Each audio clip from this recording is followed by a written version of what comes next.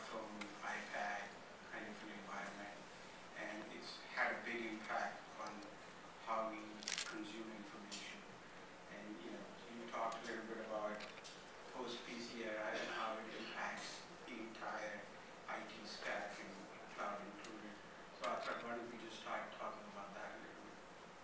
Sure, and let starts way at the top, far away from what we normally talk about, which is the lowest level of infrastructure. But I think there is something there quite profound happening, which is somewhat a bittersweet for myself, because I'm someone who spent most of my working career working on the PC revolution, and I started working in 1978, which was right when some of the work was being done at Xerox PARC, and that work was really about how do we take a physical desk circa 1977 and automate it. How do we take a desk with file folders and drawers and a typewriter and an inbox and an outbox on it and automate that. And it was a perspective of the world that what white-collar workers did most of the time was actually compose a relatively small number of documents and put a lot of effort into making those documents look as good as they possibly can. And that journey, which has been a 30-year journey, has been incredibly successful. We've seen companies like Apple and Microsoft really born on that generation that produced technologies in terms of the Intel processor and PCs that then spilled over and enabled the client-server world, etc. So it's a very profound set of things to happen, but I do agree with Steve Jobs when he says we're at the beginning of the end of the PC era. And it's not just that it's a form factor change. It's not just the fact that we have smartphones and tablets now in addition to laptops. It's perhaps in the long term more profound. It's the post-doc era, in the sense that increasingly people today are not spending their time composing elaborate documents. They're spending their time digesting streams of information coming to them, where those items of information come in much more chunks and many more often. It's about how do you filter those signals, how do you comment on them, recombine them, stream them back out again. And you see that manifest partly in so-called social revolution. You see it in different ways of collaborating. And the interesting thing is there's no physical desktop desktop-like analogy that we can appeal to. To me, it's interesting that we call this the post-PC era. We don't yet have a name for it, that it's its own positive name. It's not like there's another piece of furniture that we can decide we're going to automate. This is truly a non-physical world that we're enabling that doesn't have physical analogies that we can appeal to. So, very interesting times. So, are you saying that just as on the consumer or the consuming devices perspective, we should look at them from the behaviors, how we engage with them? That analogy, does that extend right into the infrastructure as well?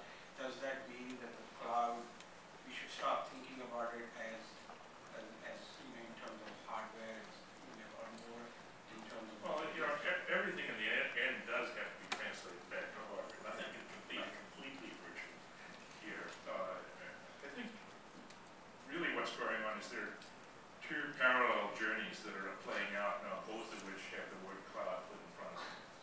One is a personal journey about individuals, and that is a journey which is recently underlined by Apple's iCloud announcement, which is really a journey into a world where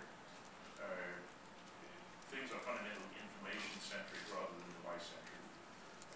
All of us are going to be characterized by a body of digital information that's going to have to live with us our whole lives, longer, we hope, than any device that we hold in our hands. And there are a lot of challenges about that. It means that information fundamentally has to be stored outside of the device. When you think about it, it probably has to be stored in ways that are not dictated by the schema of any one application, because it's not just devices that are going to come and go, applications are going to come and go. So this body of information that characterizes the individual, it's a very interesting question as to not only where will that be stored and how will it be stored, but by whom and who will have control over it, and who will have monetization rights to your personal information. And that is being played out as we go, and that body of information will come to dictate more and more the characteristics of devices. Devices will have to cleave to that body of information rather than the information cleaving to the device, which is one of the applications as we have it today. So that's a very big journey that you see playing out in the consumer side, and it has interesting implications on the infrastructure because people operating in that space, Facebook, Yahoo, etc., have already had to evolve architectures that deal with data sets far larger than you find in the enterprise. So that's not for nothing out of that space come to do with Cassandra and React, etc. So a lot of these new data architectures are coming out of that consumer world. At the same time, there's a journey that's going through in the enterprise space where enterprises fundamentally want to become more efficient in infrastructure. There's a huge problem in the enterprise today. People are spending too much on just keeping boring stuff running. And businesses over the next 10 years are going to face a huge issue that if they're sitting on 10 and 20-year-old code bases written near paper bills, they're not going to be able to service this new generation of consumers who are experiencing information in a very different way with those old batch-oriented architectures. So even more profound than the transformation of infrastructure that has to happen over the next 10 years is going to be a transformation of applications that has to happen. One of the ways that I sort of unfairly try and illustrate this infrastructure journey that has to happen and say from an infrastructure point of view, we've always said that cloud is more about how than about where. The really interesting and profound things about cloud are the automation that you need to achieve, not exactly where it is the computing run. We recently announced something about called Cloud Foundry. We can talk about it in a minute, but that was work was done partly by a couple of guys that we recruited out of Google over 2 years ago now. They had worked on Google's internal infrastructure. And one day it occurred to me to ask them, how many system administrators do they think Google has for their million-plus servers? And so I emailed Mark and Derek, and they had a debate about what is a system administrator and who is one, who isn't, and et cetera, and emailed their buddies, et cetera. And eventually the answer came back, they think it's about 1 to 1,000. I think Google has roughly 1,000 system administrators for this million-plus servers that they have. So of course, armed with that information, I immediately turned around to Mark Egan, our own CIO, who has the world's most thankless job, the amount of free advice that he gets. And said, Mark, from an IT perspective, how many physical servers do we have at Google? It turns out we have, sorry, at Microsoft, VMware.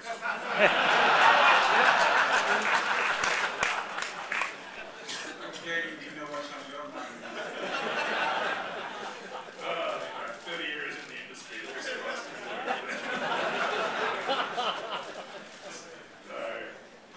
Or was it the headline that you're the next Microsoft? It might be just that. No comment. That's okay. It turns out, that our ratio is more like 1 to 20 to 1 to 50, as opposed to 1 to 1,000. And that's really what has to happen. When you talk about cloud from an infrastructure perspective, we've got to get it to the point where enterprises, whether they're consuming their infrastructure being produced internally or externally, are doing it at similar levels of efficiency. Otherwise, we're never going to free up the funds to tackle the real issue that enterprises face, which is they're sitting on archaic code bases that are going to become real barriers for them to be productive in the future. So is that one of the reasons why you guys are putting a lot of resources in applications and then also on open foundry? Well, our first, from a VMware perspective, our first priority is actually to tackle the infrastructure automation problem. That's what we get paid for. If you look at vSphere today, I don't know the exact numbers, but I would estimate less than 10% of the lines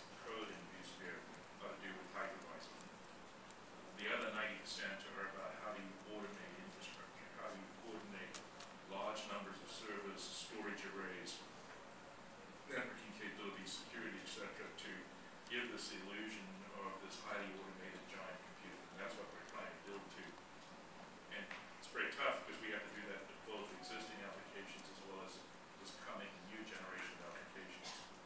And but that's what we are working on first and foremost, is that automation of infrastructure and making that technology available to companies who want to deploy it internally as well as to service providers who want to deploy it in their clouds, and making it possible for workloads to be moved easily backwards and forwards between the private and the public cloud.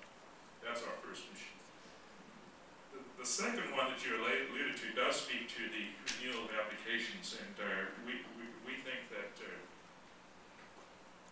there are a couple of departure points for this new set of applications that are coming about.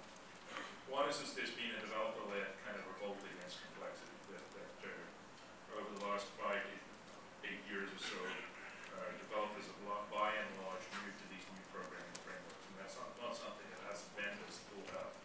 This the Spring framework, the Ruby family of frameworks, the Node framework, all came out of the developer-led community, open source community, and it's all about hiding the details of the underlying resources and allowing you to program at a fundamentally higher level. And we think that that's a very profound change that's happened, and that's the second one is really that the developers no longer want to deal with having to wire the middleware and infrastructure together. They just want to write applications and characters, provisioning and scaling, and those factors handled for them automatically, so they don't have to think about how to make their application scalable. And then thirdly, the one is the new data structures. Is that we can't afford this next time around to write applications that have inflexible schemas that can't be scaled, and that requires a new set of data paradigms that come in. When you put all those together, we think that that is kind of going to be the departure point for this new generation of applications. And we looked at this a couple of years ago, and when you combine this new generation of applications that are going to come along, as well as the emergence of infrastructure level clouds and how these infrastructure level clouds are trying to move up and offer high level services as well, you know, you could have taken a point of view that we were really going back in some ways into the mainframe era of the 60s and 70s, where you have, you know, developers have to choose between highly proprietary Uber clouds. You know, that you have to choose between the X Uber cloud or the Y Uber cloud or the Z Uber cloud. And if you wrote your application to that cloud, it would be harder rather than easier to move your application between clouds, just like it was in the era of proprietary hardware and operating system architectures. If you wrote an application with XBMS, IBM's MVS, you basically had to rewrite the application to move it to a different architecture. And we looked at that and decided that inevitably the developer world would not allow that to happen. That just as the developer world gave rise to Unix/Linux as a way of cloaking proprietary architectures, that inevitably the developer world would come up with a cloaking layer for clouds. They would come up with the moral equivalent, if not technical equivalent, of Linux for the cloud, and make sure that if you wrote an application, you would have a better chance rather than a lesser chance of being able to move that from one of these Uber clouds to an internal cloud or to another cloud, etc. So given that that was inevitable, we said, let's not sit back and just wait for that to happen and then have to react to it. Let's try and make our own offering in that area, and that's the genesis of cloudfoundry.com, which is it's an interesting layer in the sense that it, at its heart, it's a very sophisticated, scalable cluster controller that's designed for non-stop operations. Because when you're truly running a cloud, you can never go down for maintenance. You've got to be up 7 by 24, and how you maintain that cloud is a big issue, and a lot of the experience amongst these folks that reported from Google went into that, because they'd seen the challenges of what it takes to run 365, 7 by 24, etc. But it has a set of interfaces on the top that are designed to allow you to write plugins for different programming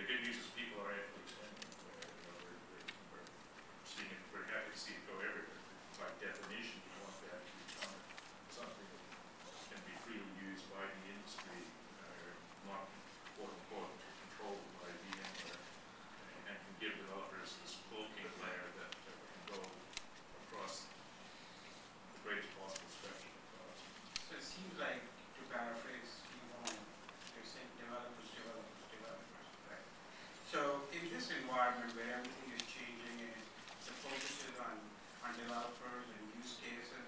It seems like with Open Foundry, it seems like there is the industry, everybody is competing with everybody. Who do you think are your competitors right